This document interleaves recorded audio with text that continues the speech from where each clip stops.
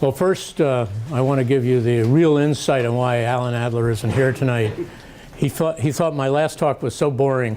He and Francis decided to leave the country.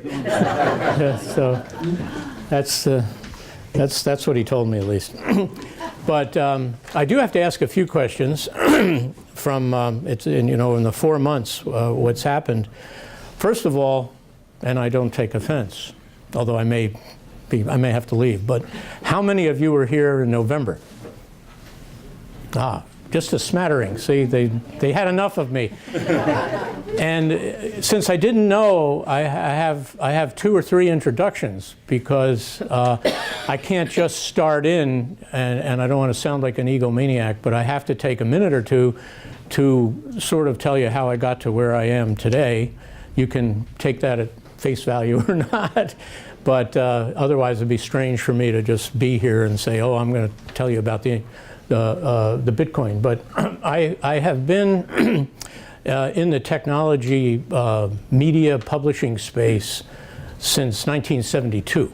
And along the way, if I may say so, I was one of the first people to understand the CD-ROM. If you don't know what a CD-ROM is, put your hand up.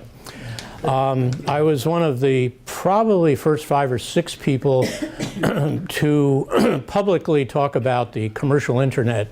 And this was before, if you realize there's the internet, but there's also the World Wide Web. A lot of people don't realize that the web that we use is not technically the internet, but it's all married together. But initially you had an internet that was strictly text, no multimedia.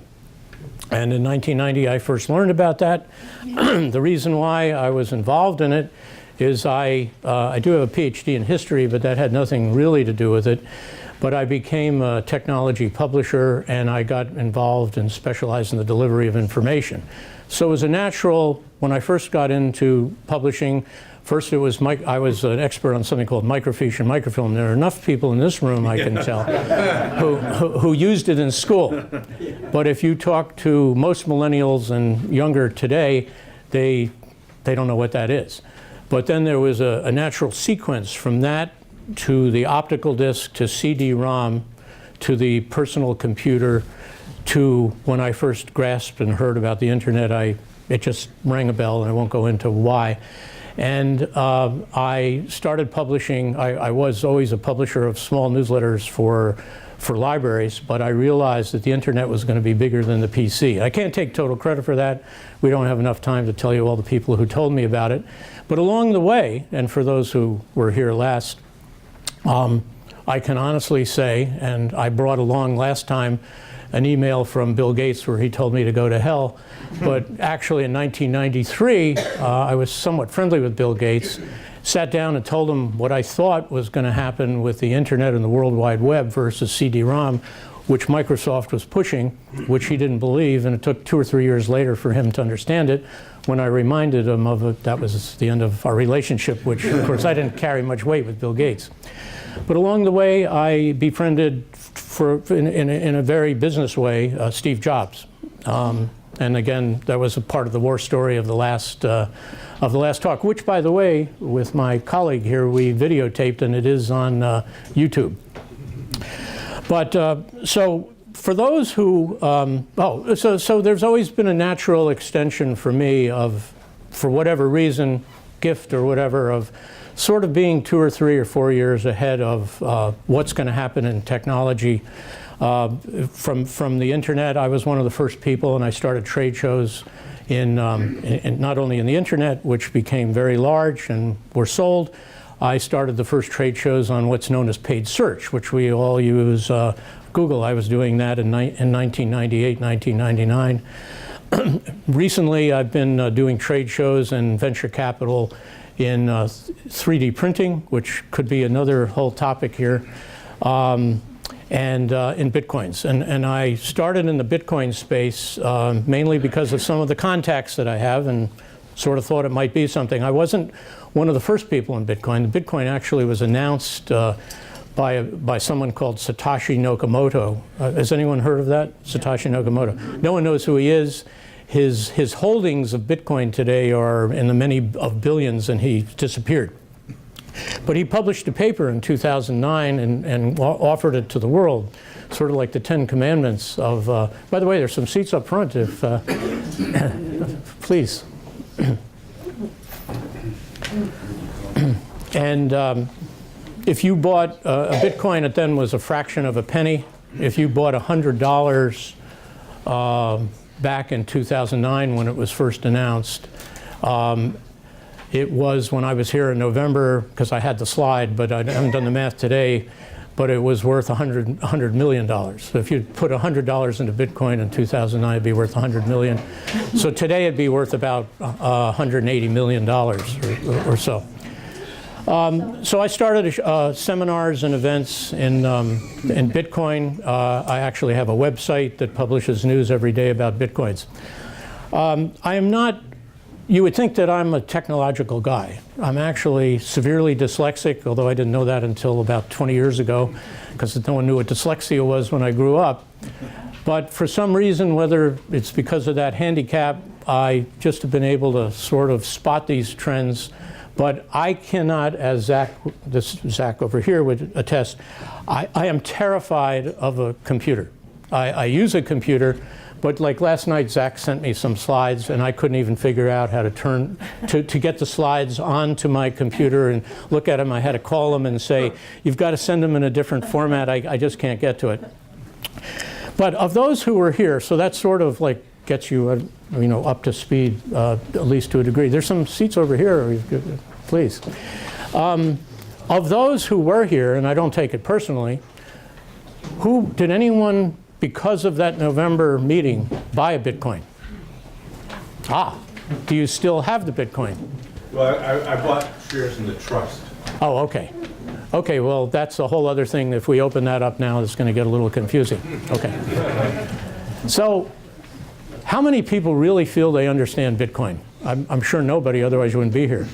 So what I'm going to do to make this a little entertaining is have a video here, which I'm afraid to touch this. Now I have two videos. They're each about 2 or 3 minutes, so I hope you don't get too fidgety, but I think they're really important.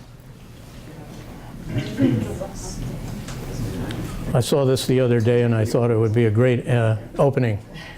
One thing that I am down with right now that I think everybody is learning about is Bitcoin. Who's heard of Bitcoin?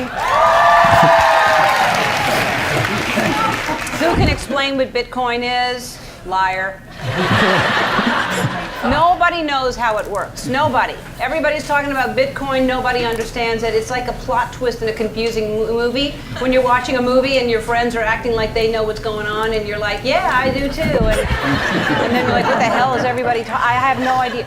And all I know is Bitcoin is either worth $20,000 or nothing. That's what I know. It's like a digital antiques roadshow. You're just standing in line and you have no idea till you get there. But they didn't call me economics Ellen in high school for nothing. They called me that because I failed economics. So I did a little research, and I am going to the best of my ability, explain this, by the way, Bitcoin is really works. very good. Okay.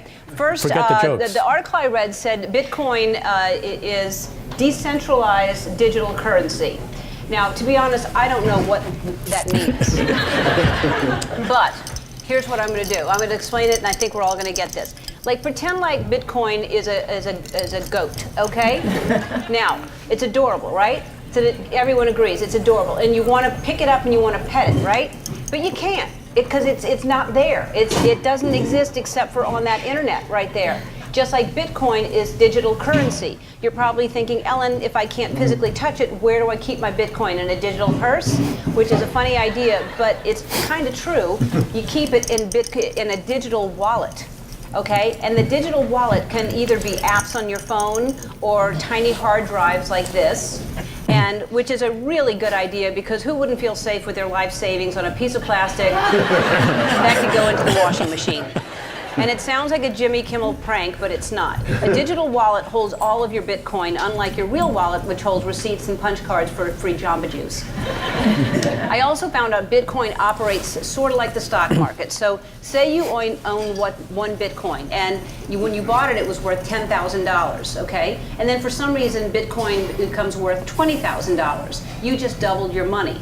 Personally, I'd rather own a baby goat. That's but that's just me. Basically, if you invest in Bitcoin, you'll either be a millionaire or you'll be totally broke.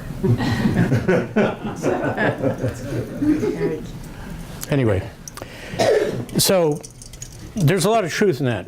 And what I'm hoping to do today is confuse you even more. But the fact is that it's really like if you're watching CNBC and they get all these guys they trot on and they say the market's going to go up and the market's going to go down, and if this happens, it's going to go 150 points. I heard Carl Icahn the other day say none of these people know anything.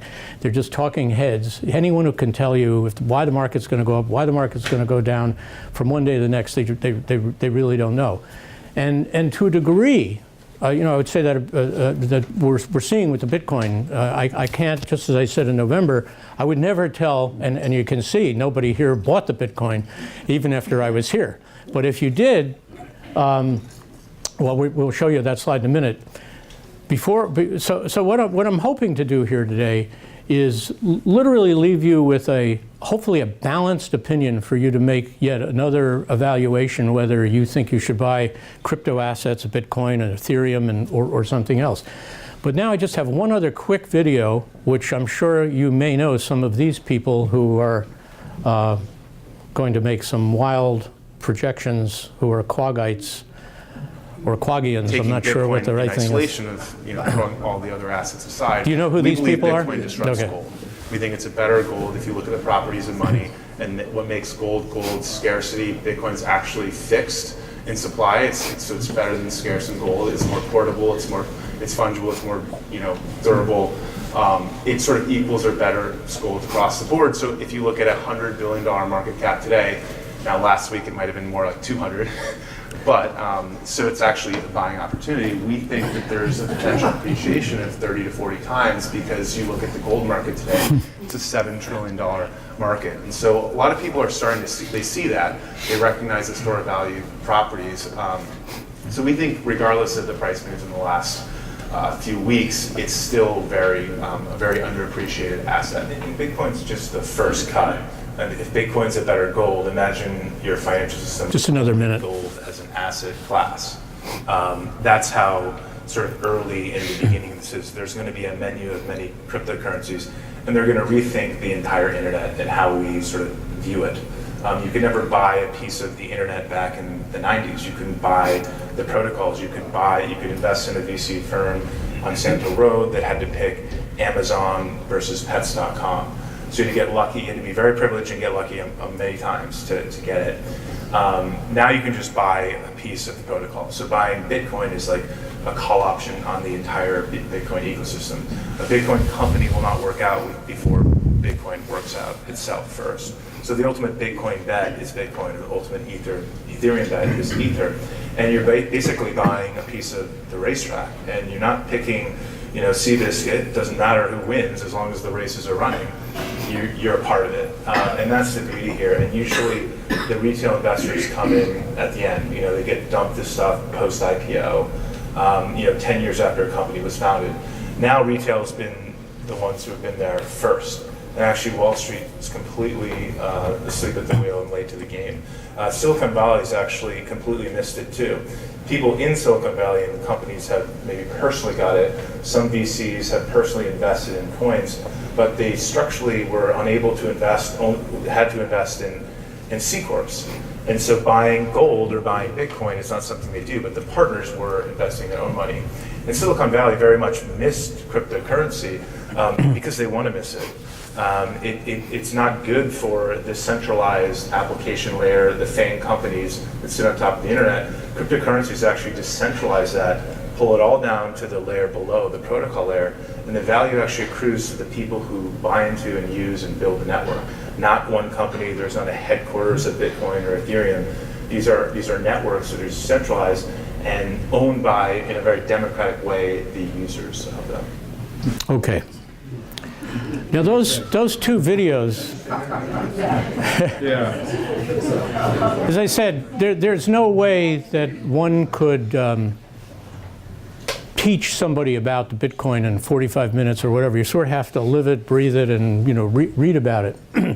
So when I was here in November, how many people have heard of the Gartner Group? Okay, the Gartner Group is one of the great research, technology research, financial research companies in over the last 30 or 40 years. And they created something called the hype cycle. And I live in hype cycles because if you're in technology and you think the next thing is going to be big and other people think it's going to be big, if you look along here, you'll see what happens is it gets really exciting, it gets really hot, and then it drops because the expectations aren't reached. So it goes down into that trough, and then all of a sudden it starts to be believed. Now the internet was a perfect example of this. I was in the internet early 1990s.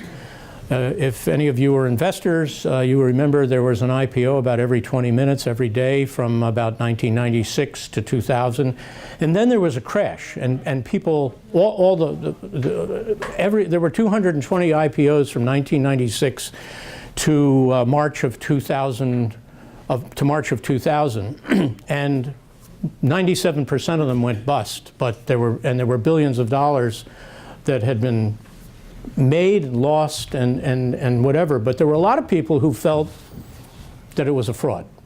If you remember, Ellen talked about the pets.com. I mean, that was the prototype. But then, do any of you use Priceline today?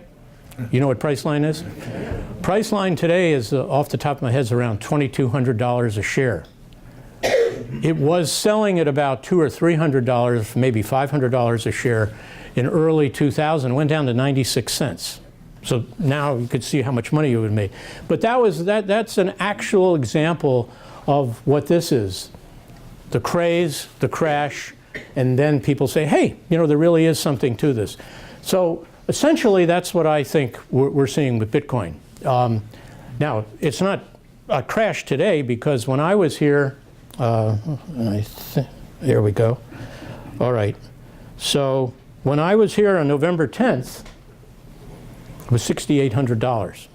Now, if I had said, I have a feeling it's going to go to 20,000 in the next 3 weeks, which it did, you would have really thought I was crazy. And I didn't go out and buy more at 6,800, but the fact is it jumped. And it's recently, now, I should have looked in the last half hour or hour, but no, because just when I started to do this slide last night, or the 2 days ago, the price was as low as about 8,100, and I know 3 hours ago it was like 9,300. So it really moves, and it can be very nervous if you don't want to put your life savings into it. However, my pitch has been since 2013 or 14 when I first got into it, and at that point it was about $70. I always would tell people when they say, what is it? I'd say, even if you don't know what it is, do me a favor and buy one, and promise me that you won't sell it for 10 years, no matter what the price is. And I still feel that, although you have to understand with Bitcoin, you don't have to buy one for $9,000. You could just buy $90 worth. You can buy fractions of Bitcoin. So this is an interesting slide. It's not truly balanced, and some of the type's off a little bit, but what I get a big kick out of is some of the people who, what I call crypto hawks or doves, but the hawks meaning negative, the doves being positive towards it. Now, you can't beat someone like Warren Buffett. And does everyone know what Berkshire Hathaway is and Warren Buffett? Okay.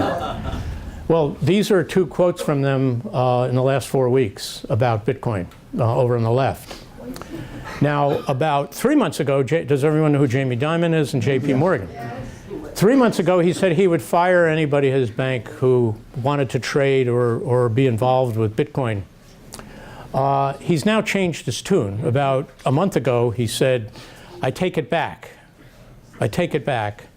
And now JP Morgan actually has several products in the area.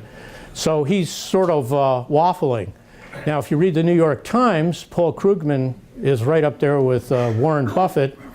Now, does anyone, here's a little quiz for you. Does anyone know who Nicolas Maduro is? There's only one person. You have business there, that's why. He's the guy who's running Venezuela, finishing running Venezuela into the ground, and he recently announced, I mean, they have hyperinflation there, like Weimar Germany, you know, where you need a wheelbarrow to buy a loaf of bread or something. He recently launched a Bitcoin or a Petro coin. So there's a lot of there's a lot of fraud, unfortunately, or hustle in this whole area, and that's what gives it a bad name. But as we scroll here, we'll see. Now, Bill Gates the other day called it poison, my friend Bill Gates. But do you know who Peter Thiel is? Peter Thiel is one of the founders of PayPal and Facebook. He is a very heavy investor in it, really believes in it. If you remember the crash of 2007 and 8, you may remember the name Sheila Bair, I guess that's how you say it. She was the head of the FDIC and was one of the heroes of the whole mess with the banks. This was in the newspaper last week, or in Barron's, in case you can't read it from back there. I don't think we should ban it. The green bills in your pocket don't have intrinsic value. There's something to think about. Here's some others. The Bank of China is on both sides. There may be people in the room who are saying, well, I wouldn't touch Bitcoin because China's banning it. It's not true. They're playing at both sides. South Korea, the same thing. On the other hand, the Bank of Japan, where there have been more frauds, large frauds in the Bitcoin space than anywhere, is very pro-Bitcoin.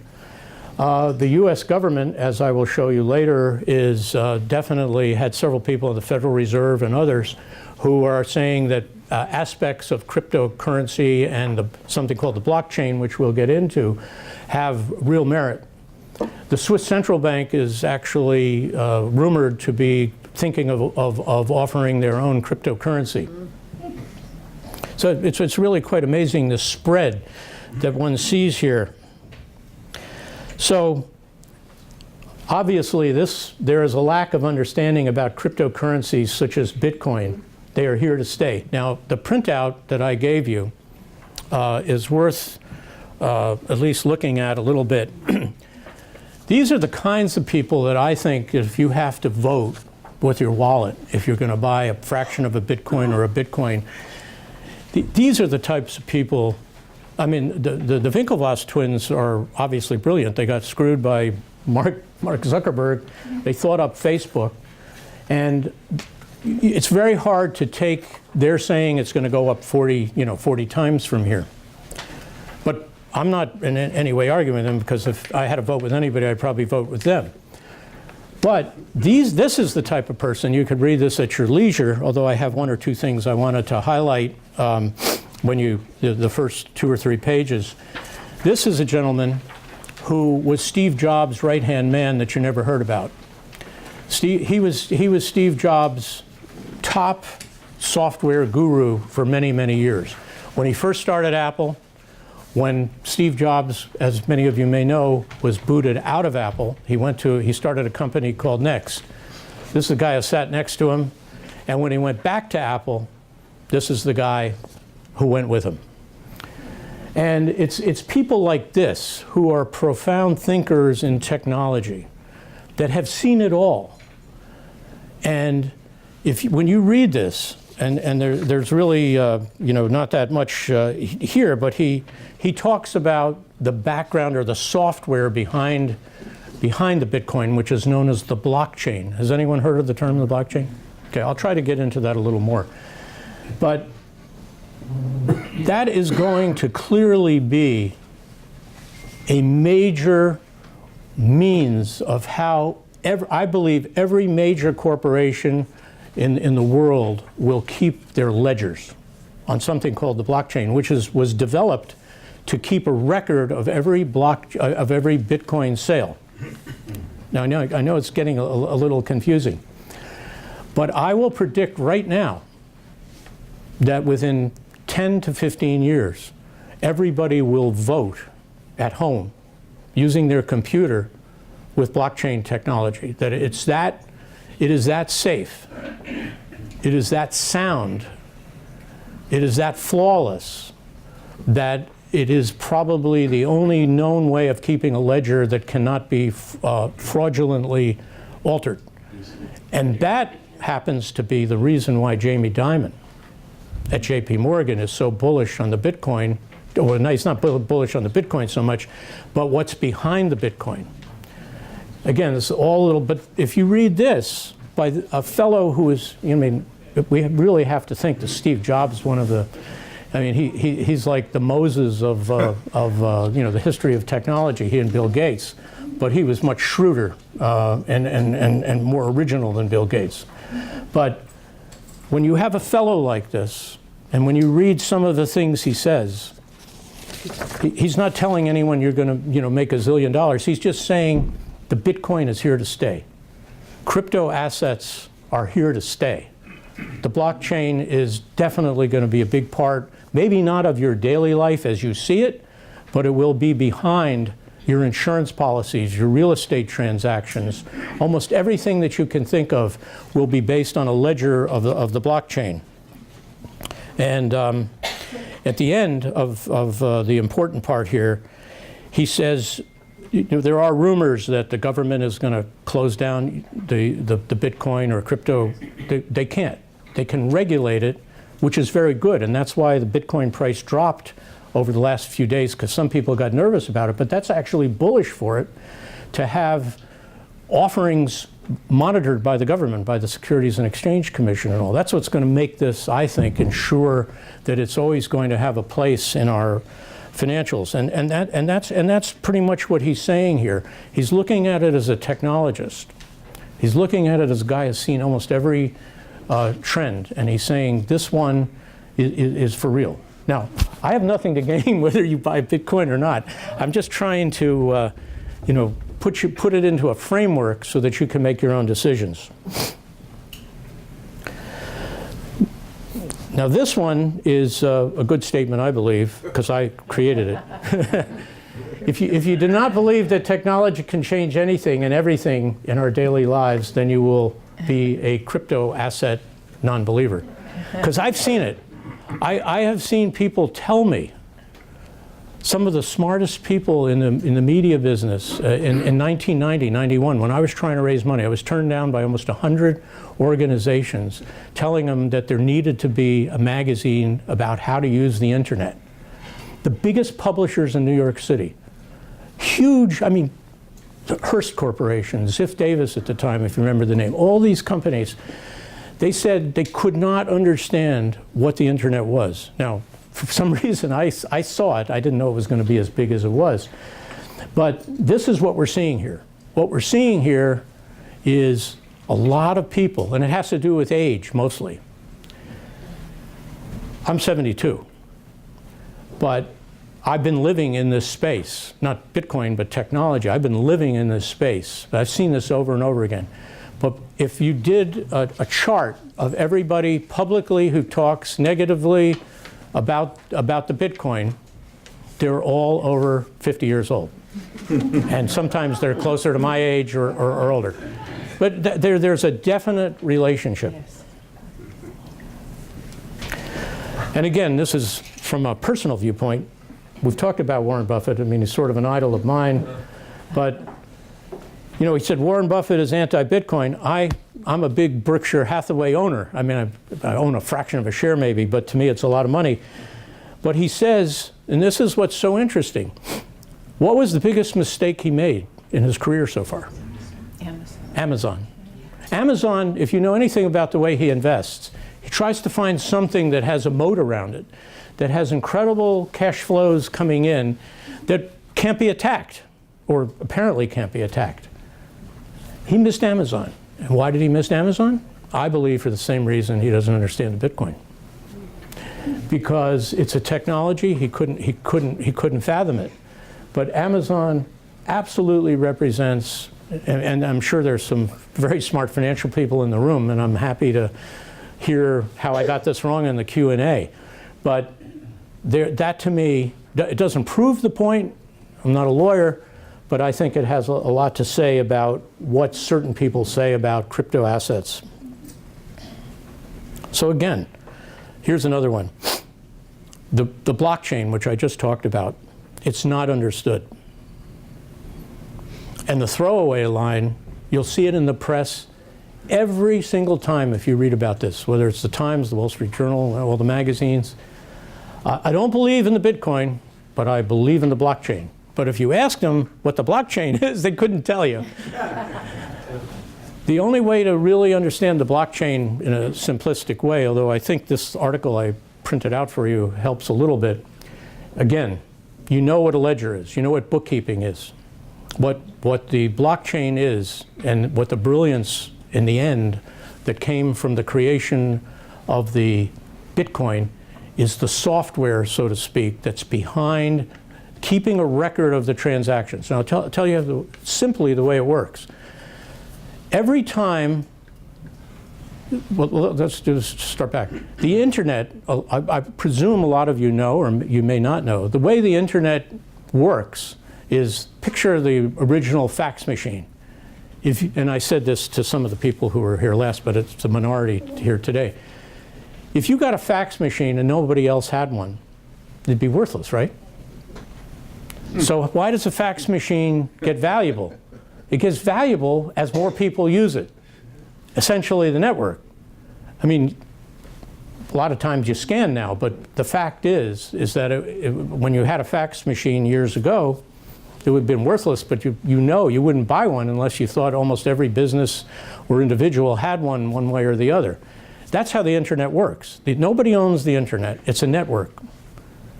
Nobody owns it. But what made it incredible was the number of people that joined it. And in fact, I showed a video, I was on TV on the old Adam Smith show in 1995, saying the internet's going to be huge. You know, there's going to be 20 million people on it, or whatever. You know, now there are billions and billions and billions, and I said there might be X number of websites, and I was off by a factor of many thousands. But I was trying to project what I thought was going to happen. So the blockchain, how does that relate to what I just gave the example of the fax machine or the internet? What makes the blockchain is the more people that get on the network of the Bitcoin, the transactions, anyone who, what they do is who can create a Bitcoin or find a Bitcoin. Mind you, again, I have to take a sidestep here. There can only be 21 million Bitcoins in the history, and it's very, very difficult. The way you find a Bitcoin or get a Bitcoin, unless you buy it from somebody else, is they have a term called mining. And what it is it's mathematical. You have to solve huge mathematical formulas to mine one or find one. Right now, there's 16 million out there, but as you get to 21 million, it gets more and more difficult. So the computing power that's needed to solve the problem, to say I've pulled one out of the ether, so to speak, is you would need all the space in this building, upstairs, downstairs, and around the grounds, with computers cranking out huge amounts of mathematical formulas to claim a Bitcoin. So even though there's 16 million since 2009 of the 21 million, they think it'll take another 70 years to get to 21 million, because it increasingly gets difficult. So what is the blockchain? The blockchain is the ledger of every single Bitcoin, every single transaction. And anyone who is mathematically inclined and knows how to use computing power can see every single transaction, but they never know who the owner is on either side. And that's one of the real problems as people look at the Bitcoin and you see people condemning it, is they say it's great for criminals, and it is. It's great for criminals because you can move money around without the government, and that's why the government doesn't like it. There's so many complexities to this. Again, what I want to try to get back to the point that I've tried to make, and I'm not quite done yet, is that I want to leave you with the idea that they're doves and that they're hawks, and that nobody can tell you whether it's good or it's bad. But then there's people like this Avi Tavinian, who was Jobs' right-hand man, and many more, who, if we have to believe anything, they have the credibility and the understanding to understand a technology against the naysayers. So let me give you another example with the crisis we just had, 2008, and what just happened with the stock market the other day. I heard this great theory on CNBC the other day. Again, I'm not saying this is going to happen, but if you do follow the Treasury market and you know what's happening with the debt in our country, then you know that the treasuries are going up and supposedly the Chinese aren't buying them at the rate they used to buy them and the Japanese aren't buying them. What would happen in this country to service our debt if our treasuries weren't purchased at the levels they have historically been purchased in? What would people turn to? This is where the Winklevoss video would be great to play again, but I'm not going to do that. What would they turn to? They would turn to gold, other commodities. But this is where the Bitcoin comes into the fanatics and to a lot of people who are pretty smart, that this is digital gold and that this is a bias of age, of people who just don't want to believe in it, can't believe in it, can't fathom it. But this has enough high velocity people behind it now, and organizations, JP Morgan, IBM, have both invested several $100 million in technology in and around the blockchain, which will help service these and transactions in these, in these crypto assets. So again, I'm not going to be a fearmonger. You shouldn't go out and buy it because I said, our treasuries may have a problem in a few years. But the fact is that the Bitcoin could really be digital gold, as what the Winklevoss theory was all about.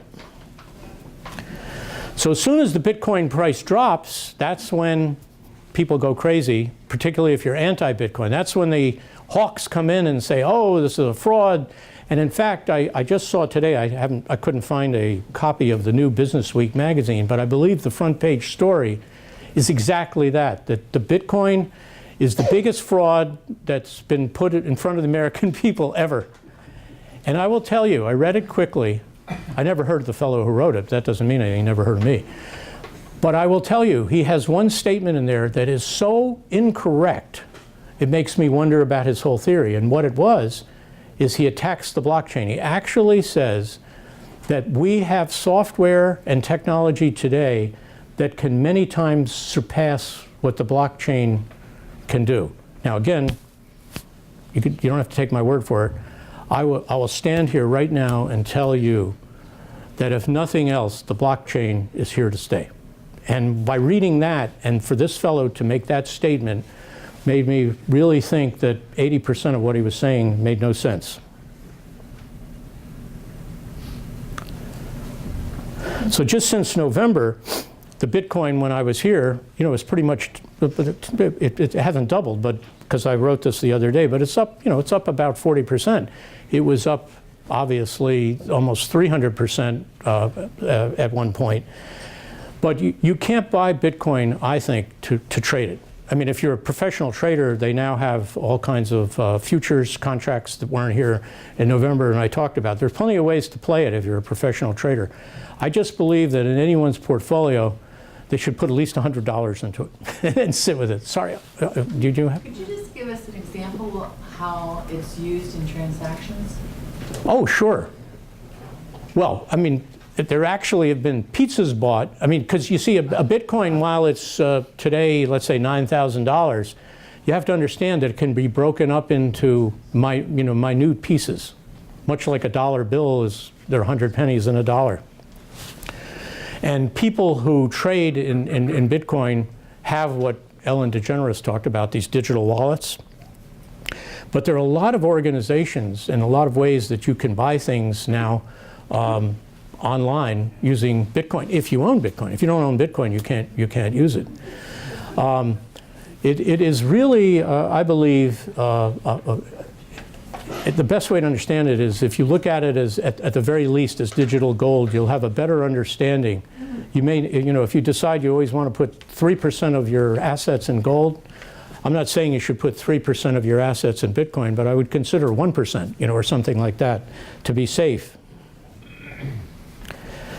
Okay, so just 2 days ago in the Wall Street Journal, I know some gentleman was telling me he just read in the Wall Street Journal, this fellow Kevin Warsh, who is a former Federal Reserve Board member, I think, again, this is like this Avi Tavanian I'm talking about. Here is somebody who recently was a member of the Federal Reserve Board. Now, we all go crazy about the Federal Reserve, right? I mean, it's like God, if they say the interest rates are going up, going down. So these 4 statements are pretty interesting. Bitcoin might foretell of heightened market volatility to come and significant imbalances across a broad swath of financial assets. Again, all of these statements I'm reading to you again is to try to keep a level playing field, not to say, this is the way to go, this is the future, but again, to balance this in your own mind with what we're able to do here in 45 minutes or so. Second, Bitcoin is particularly sensitive to new uncertainties in the conduct of economic policy. Now, that's what I just talked about before with the treasuries. Bitcoin is not money. Now, this lady in the back asked me about making transactions, but it might serve as a sustainable store of value. And then the last one is my favorite, the blockchain, of course. The blockchain is a significant breakthrough as it deftly allows participants who may not know each other to complete transactions without having to rely on any centralized government regime. Now, this all appeals to libertarians, but there's some very serious people here who are not wacko. I mean, if you're a libertarian, I'm not saying you're a wacko, but I'm just saying, it's not right, it's not left. I mean, these are very serious economic professionals and technology professionals who are going out on a line. So in conclusion, what is one to do? You don't have to do anything because apparently, although not everyone is here who was here in November and nobody really bought it, but you would have made a lot of money. But I'm not here, I would never tell anyone how to, how to spend their money. All I'm saying is, if you thought that you'd like to spend, put $100 into it, I don't think you would go wrong, but not if you're going to trade it. If you're going to put it away for 5 years or 10 years or 2 years or 3 years, you're going to see a lot of ups and downs here. But ironically, again, with my idol, Warren Buffett, his model is buy and hold. And I believe that this really is a store of, I personally believe it's a store of value. I'm not telling anyone to spend a penny. I don't want anyone to see me here and knife me in the back one day in the summertime because you told me to go buy a Bitcoin and it's worthless today. It could happen. It could happen. But I would bet the contrary personally from my experience in technology. And I've tried to show you today a lot of the different things. And just today, if I may, just one more thing. Barron's today, you know what Barron's is? They had something really interesting. They had on one of the main pages 4 viewpoints of what's going to happen with Bitcoin. So again, some of these people I never heard of, but they're in Barron's, so it could be fake news, as we hear about. But what most of these statements are saying is that Bitcoin is starting to slowly seep in and be recognized as another currency or another value of investment value. And I don't sit watching CNBC a lot, but I tend to watch it at the end of the day, and they always have a Bitcoin corner, so to speak. But if you watch it on and off during the day, they now flash, quite often the Bitcoin price. In November they weren't doing that, and I can tell you in 2014 there wasn't anybody on that set who knew what a Bitcoin was. But just 1 or 2 things. Here's one guy saying Bitcoin will go to $20,000 in the middle of the year. Now, we ought to all be here in June, or I guess, and see if he's right. As for the word stable, you wouldn't describe the Standard & Poor's 500 as stable. Anything on its way up will be volatile. So it's certainly going to be volatile. But here's the last one. The price of Bitcoin hit a high in December around $20,000 and has been suffering vertigo ever since. Lately, it's been almost what you would call stable, hanging around $9,500. Unfortunately, it dived on Friday. But the fact is here it is on Saturday, and it's right back up to, to that level. So again, I guess I could be more so in November, even more of an advocate, but I've been through a lot of trends, and I really believe in that hype cycle. And I think, I personally think that there's, it may be because I live near the Winkelvosses, but it may be the water down there. But I really think that there's something to it, and watch it. Sorry, any questions in the back there? So it seems to me the whole premise here is the supply is fixed. Yes. If it's not fixed, it cannot be a store of value. That's correct. So my son and his buddies at St. Bernard's are out trying to mine this stuff. How do you know it really is fixed? How do you know that some of these smart young guys aren't going to figure out how to create more of it? Well, again, I told you I'm scared of technology. I mean, I'm not kidding. I can hardly do anything with it. But from what I've been able to read, you would have to you would have to have a conspiracy of several million people. 3 people just can't do it because of the blockchain. Again, the blockchain, if somebody is studious about this, read about the blockchain, and then you would have a comfort level that can't happen. Now, there can be fraud where I was telling someone here earlier today, I mean, this is a great little story. I hope it's a little warm in here or whatever, but this is a great story. A caddy that I use out here in the summer, he told me at the end of the summer, it was in late August, he heard me talking about blockchain and Bitcoin on the golf course, and we had him 2 times in a row. And he said, I have he's 29 years old. He said, my life savings, all from caddying, I have $80,000. Should I buy Bitcoin? He says, I get 1% interest or 0.5% interest. And I said, well, at your age, you don't want to put $80,000 in, but I put $3,000 or $4,000. Again, if you promise me you'll hold it for 10 years. See, the season's over. He lives in North Carolina. He texts me one day and he says, I bought it at $3,800. It's now at $5,800. I never made so much money in my life. Two weeks later, he writes to me, he lost the whole thing because he got taken by a scammer. He decided, like what Ellen said, that little wallet, I would never tell anyone unless you're a real professional person in technology to carry one of those wallets around. There are quasi banks like Coinbase, which is a very good service to use if you want to buy a Bitcoin and let it sit there. He had it there, but then he decided, I think I might trade it. I'm going to get my own wallet. So he went on Google, and he got some company that he believed, and they scammed him and took the whole thing. I mean, but that's the downside to it. Sorry, you're here, Erwin. When we were here in November, we were talking about, because they were just starting to list them on futures exchanges, and CBOE and CME, Bitcoin futures. Yeah, and they're just starting in the next few weeks. The first day it went down like 30%. Right. Because all of a sudden you had professionals who could sell the thing. Right. But what's happened since then is now the CFTC, the governments and various governments are looking at it from the point of view of revenue taxation. Right. So the rise may not be as volatile anymore. That's right. Well, that's sort of what some of these quotes are. What it is that if the government's involved, the fraud factor should be going down eventually as well.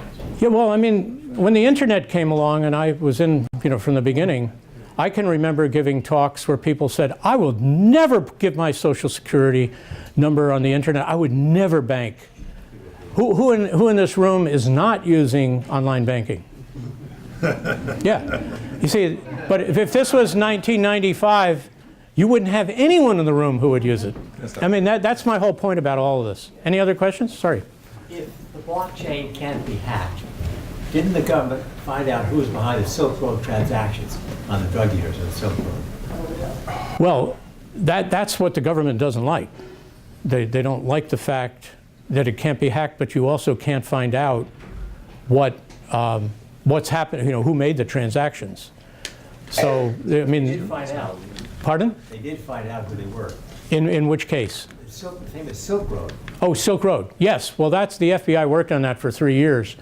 But that was also, he was using something called the dark web, which is sort of a scary part or underbelly of the internet, and they were able to track him. But it wasn't because of the blockchain transactions. They were able to find out who he was, who was behind the curtain, like the Wizard of Oz. It was because of the internet, not because of the blockchain. I really have two questions for you. The first one is the 21 million, right? Right. There's been a proliferation of cryptocurrencies, Yes, there are over 1,000 now. right? And people are creating new ones all the time. So Correct. While people aren't creating more gold all the time. Right. And so what keeps other cryptocurrencies? That's a great question. Ether is out there. Yeah, I believe there are only 4 that one should invest in, and Ether is one of them. But here's the point. Remember the hype cycle, and I talked about the internet stock crash, and there were 220 IPOs, and probably only 22 of those companies still exist. The same thing is going to happen with a lot of those cryptocurrencies that have come along. People are just trying to make money on them. My guess is in 5 to 10 years, there'll only be 4 or 6 that are really significant. And I think it's a mistake, the hype of saying, oh, this is going to be the next Bitcoin, you can buy it for 22 cents. Everybody's living that dream again. That if you bought it in 2009, $100, you made 200 million. I don't think that's happening again. The second one is this idea of the reliability of the distributed ledger. But for most people, they're still investing in Coinbase or some other central authority. Yes. And if that's what you're doing, why isn't it any better than, say, JP Morgan, which I know something about, as opposed to Coinbase, or many of these have been Well, of course, others. it's sort of like what the Winklevosses talked about, that the traditional Wall Street houses, whatever, they didn't want to get into it. So that makes the path for a Coinbase. Now, Coinbase, my guess is in 20 years will have a several $100 billion valuation. It would be the equivalent of a JP Morgan, not maybe as big, but a JP Morgan-like situation. That's what happens with these new technologies. Is the traditional guys don't want to, kill the cash cow, so they say, oh, it's bad, I want to stay away from it. That's not really my question. My question is, if you're relying on a central authority, why is it any better than relying Well, when you say a central authority, you're talking about a government authority, or you're talking about a corporation?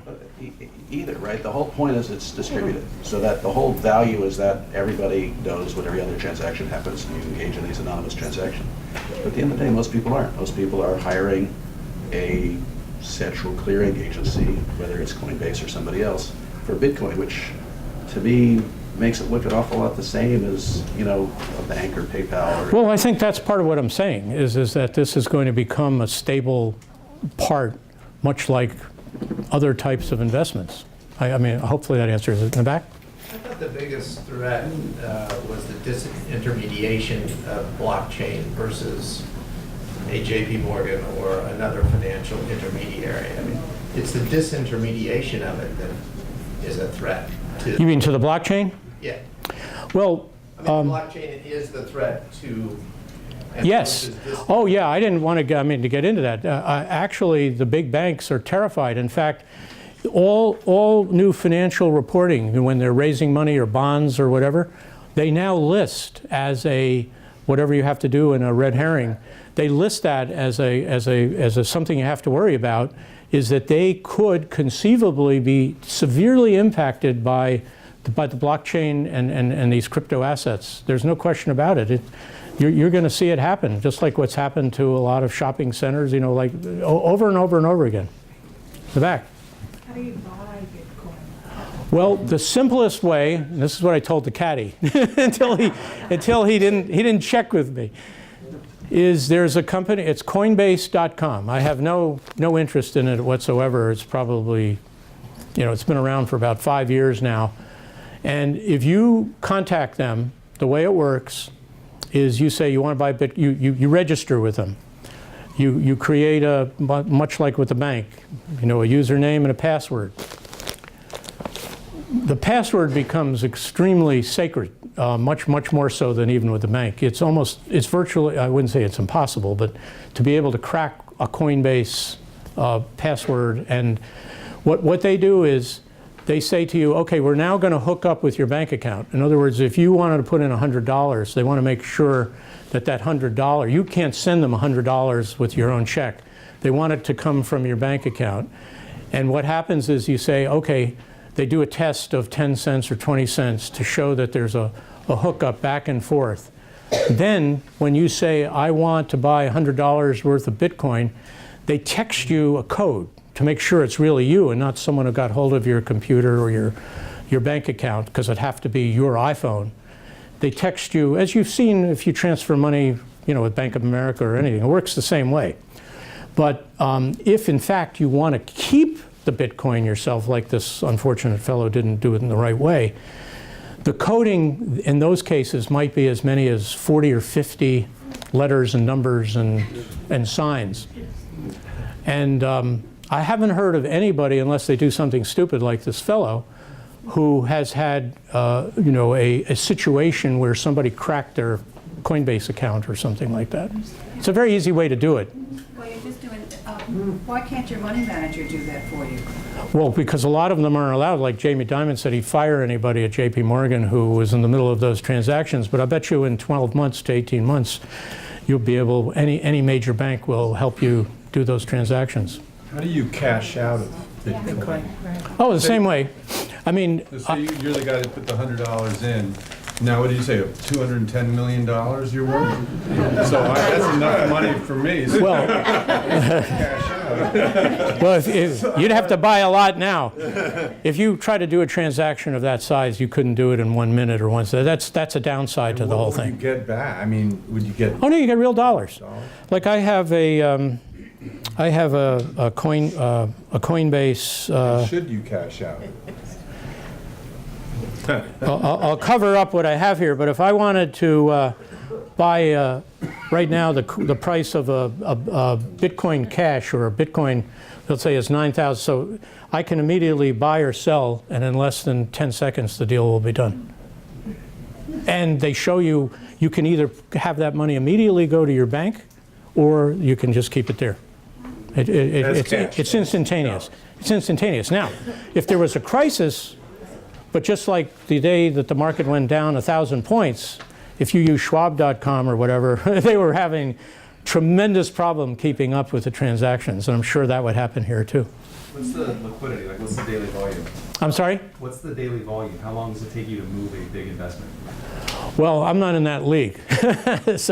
But I think when things are calm as they are now, you could move millions with no problem at all very rapidly. And of course now they're futures, so you can be, if you don't want to use big dollars or whatever, you can be trading futures. Erwin here is an expert in that. You can ask him how to do it. Yeah, I just want to say, after your last talk, I got in touch with Coinbase, and I tried to open an account, and maybe because there was a sudden, Well, it did go crazy in the next 3 weeks. It went from, what, $6,000 to $20,000. Yeah, well, I was never able to do that. First of all, they made me scan my driver's license in, and I had to verify my identity, and they were never able to do it. So I was never able to open an account with Coinbase. What happened in that month? No, and Same thing with Gemini. Same thing with Gemini. What they said. About 6 weeks later, I got an email from Gemini saying, "You're good to go." I forgot, What happened was it was an historic. And bought the Bitcoin Trust. Yeah. Because I wanted to get exposure to Bitcoin. Yeah.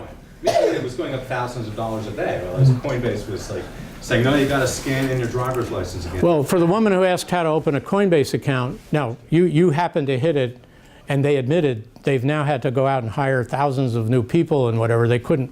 No, I mean, it was unbelievable what happened with the price of Bitcoin. Huh? I think their system crashed with the activity. It was like days where Yeah, no, they couldn't. They just couldn't handle it, and it might happen again. But as I said the other day, if you tried to trade options or shares on Schwab.com or call them, forget about it. It cost me a lot of money one day because I couldn't get through on the phone and I couldn't, and online it wouldn't work. Sorry. I know you're here to talk about Bitcoins, but on the blockchain, Yeah, the software behind the blockchain. I know it really well because I just made a big investment in one. Well, one is who is the owner of the blockchain? Nobody. software? It's just like the internet. And But people, what but people. there has to be programming. Yes, behind that's it. where the So money who is. owns That's the where the money is. Programming, and then how does That- one get Okay, the picture the program to yeah. then put into their own business? Picture the internet when it, 15 years ago or 20 years ago, and it came along, and there were no special programs or this or that. That's where people made their money. It's sort of what the Winklevosses were talking about, and that's where the speculation is really going on, really big now, because people feel that blockchain if you make the right one, but again, as he was saying, you could do 20 and they could all be dogs. The key, again, is doing your homework and hopefully you know the right people to get to the right person. But for example, my venture fund just invested, not a huge amount of money, but for us it was, in two young men who ran blockchain for JP Morgan. So you say, well, wait a minute, they were vetted, and they both worked at the New York Fed before they went to JP Morgan. One is 28 and one is 35. So you figure, wow, these guys are great. Now what they're doing is, and what they're claiming, is that they can create a blockchain for any industry, which is what I was talking about. So that's what we're betting on. But was blockchain open technology originally? Yes. Okay. Yeah, well, the blockchain is there, but it's the special bells and whistles that you make for it is where the companies are, lots of money is being invested right now. Over $3-4 billion has been invested in blockchain investments recently. Does Coinbase handle other currencies of No. Bitcoin? Oh, yes, but you see, they only do 4 right now. And are they a public company? No, but they will be, for sure. I mean, that will have, I presume, a $100 billion valuation when it goes public, if not more. Are there large holders of Bitcoins who can influence the market on Bitcoins? Are there large holders of Bitcoins? Some of the early investors can influence the market? They do think, I mean, again, that's the thing about the Bitcoin. Nobody knows, what anybody's got. The Winklevosses are some of the biggest. They're supposedly worth $3 or $4 billion. They bought Bitcoin at $10 and $20. You can do the math, But I have read that maybe less than 20%. That in terms of the number of Bitcoins that are out there, there's a very small number of people who own big, bunches of it. Sorry. If you own a lot of Bitcoin, it's worth millions, and something happens to you, I know the passcodes are very severe. How do you pass it on to your siblings, your parents? Well, that's a great question. With my wife sitting almost next to you. I showed her today my codes because I'm actually going on a trip. Does anyone know what Iwo Jima is? I'm going to Iwo Jima. No, I'm not joking. I'm actually going to Iwo Jima. You can only go there one day a year. The Japanese only allow 80 people a day, 80 people one day a year, 40 from Japan and 40 from from the rest of the world. And I'm going there, and I said, yeah, I'm going to Iwo Jima in case anything happens to me. Here's my code. It's like that. So if you... Hopefully she'll still be around. But otherwise... With the money. Well, she may have the money, but she may not be around for me. Sorry, I guess. I'm sorry, the last question. No, that's... Oh, okay, sorry. Just the electrical power for the mining on the Yes. blockchain is a great deal of electricity. Yes. So if all these institutions, governments, and everybody's trying to get their transactions on blockchains, different blockchains, where's all this electricity coming from? Well, it's actually not the blockchain, it's the mining to find a coin. I know there's a young fellow here who is trying to be a miner, I guess. But there are blockchains that don't need... The amazing thing isn't from 2009 to 2014, you could have just used your home Mac to mine them like crazy. Now you need like the equivalent of thousands of them. And what people do is they build these factories in places like Iceland near hydroelectric, where there's huge running water and whatever. And that's one of the downsides to it. I mean, then talk about the left wing or the right wing, you know, what your politics are. There's some people who are shooting it down because it burns so much power.